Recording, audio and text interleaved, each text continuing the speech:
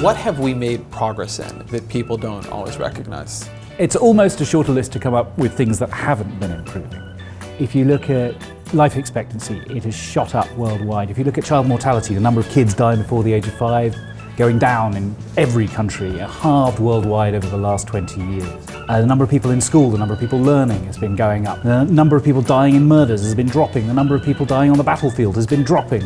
Beer consumption, it's been going up. The number of countries that are democratic has been increasing. The number of countries that actually really respect your civil and political rights, going up. Not as fast, but going up. Measures of anything almost apart from the environment.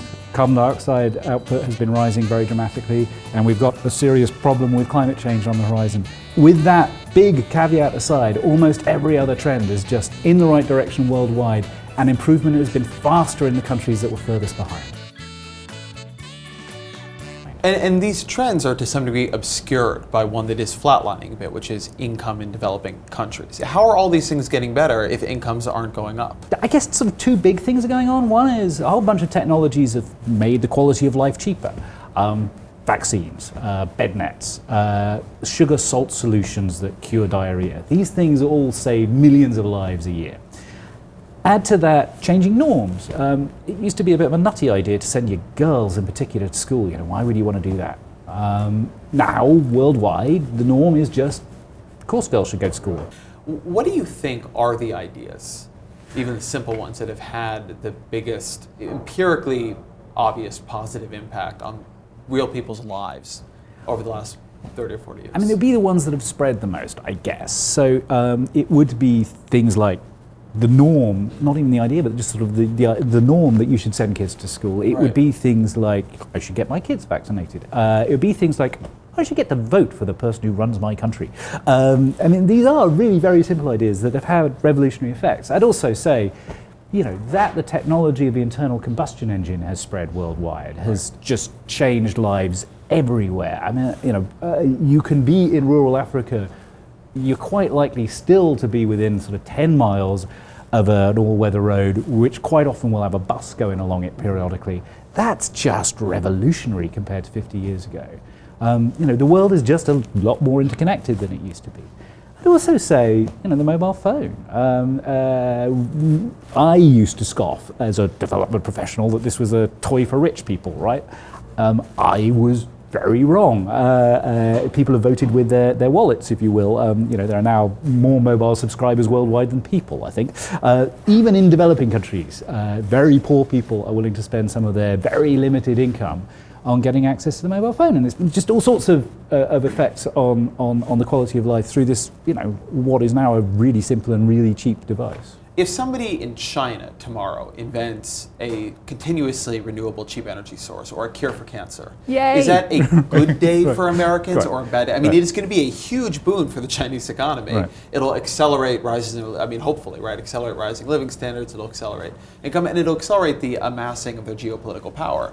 But possibly people in America won't die from cancer anymore, or we won't cook the planet. Or imagine people in China invented paper or fireworks. Would that be a bad thing for us, or do we actually quite like having paper or fireworks? July the 4th would not be the same in this country were it not for Chinese inventors.